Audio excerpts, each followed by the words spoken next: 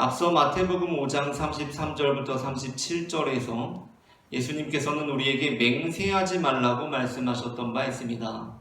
이 본문에서 예수님께서 우리에게 맹세하지 말라고 말씀하신 이유가 무엇입니까? 그 이유는 이 산상수훈의 전체적인 맥락에서 볼 때 우리가 맹세하는 행위가 우리의 삶으로부터 우리의 신앙이 동떨어진 것으로 되도록 만들 수 있기 때문이었습니다. 그러나 산상수훈의 전체적인 맥락과는 별도로 또한 예수님께서 마태복음 5장 33절부터 37절에서 맹세를 금지하시는 또 다른 이유가 있습니다. 그 이유가 무엇입니까? 그것은 모든 것이 하나님께 속하여 있기 때문입니다. 5장 33절부터 37절에서 예수님께서는 우리에게 하늘로 맹세하지 말라고 하십니다. 그 이유가 무엇입니까? 하늘은 하나님의 보좌이기 때문입니다. 또한 예수님께서는 우리에게 땅으로도 맹세하지 말라고 하십니다. 그 이유가 무엇입니까? 땅은 하나님의 발등상이기 때문입니다.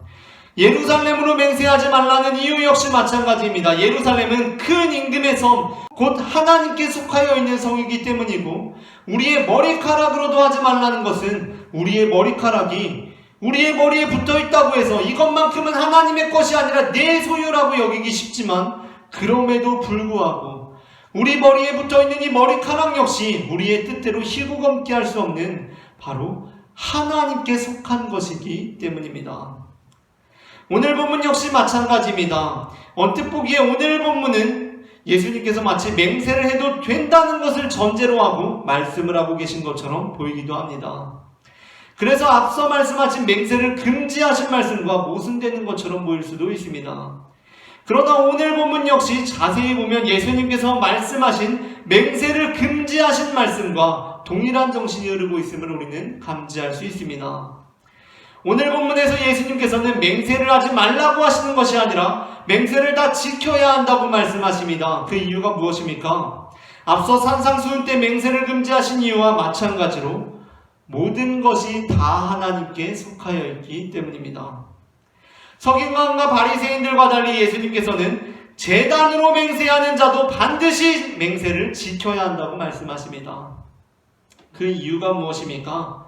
제단으로 맹세하는 자도 제단과 그 위에 있는 모든 것으로 맹세함이기 때문입니다. 바로 그 제단 위에 하나님께서 계시기 때문입니다. 성전으로 맹세하는 자 역시 마찬가지입니다. 서기관과 바리새인들은 성전의 금으로 맹세하면 지켜야 하지만 성전으로 맹세하는 것 정도는 그냥 어물쩡 지나가도 된다고 생각했습니다. 그러나 예수님께서는 그렇게 말씀하시지 않으십니다. 예수님께서는 성전의 금으로 맹세하는 자뿐만 아니라 성전으로 맹세하는 자 역시 그 맹세를 반드시 지켜야 한다고 말씀하십니다. 왜 그렇습니까? 성전으로 맹세하는 자는 성전과 그 안에 계신 이로 맹세하며 바로 그 안에 계시는 이가 하나님이시기 때문입니다. 그래서 예수님께서는 성전의 금으로 맹세하면 지켜야 하지만 성전으로 맹세하면 지키지 않아도 아무 일 없다고 말하는 서기관들과 바리새인들에게 화를 선언하십니다. 제단 위에 있는 예물로 맹세하면 지켜야 하지만 제단으로 맹세하면 지키지 않아도 된다고, 그래도 아무 일 없다고 말하는 서기관들과 바리새인들에게 화를 선언하십니다. 왜냐하면 그들은 지금 하나님께서 온 하늘과 온 땅과 온 성전에 충만하게 임하시는 분임을 부정하고 하나님의 통치로부터 벗어난 영역들을 주장하고 있기 때문입니다. 예수님께서는 하나님은 모든 곳에 임재하고 계심을 선언하고 계십니다.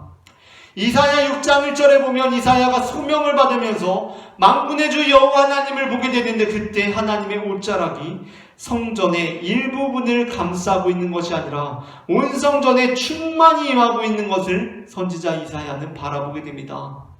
선지자 이사야는 그 장면을 통하여서 여호와 하나님께서는 한 족속의 하나님, 이스라엘의 하나님, 우리 민족의 하나님이 아니라 만군의 주가 되시는 여호와 하나님을 고백하게 됩니다.